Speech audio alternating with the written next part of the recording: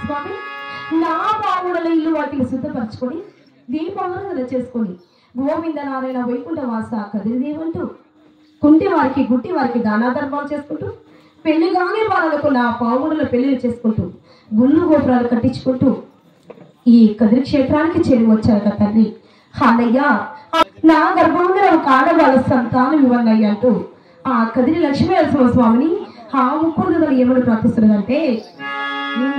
గోవిందరాయణ వైకుంఠ వాస గోవింద ఓమలేసుడా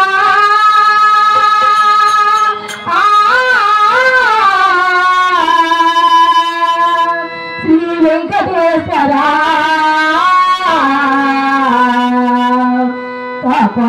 కాపాడరావ్యమయా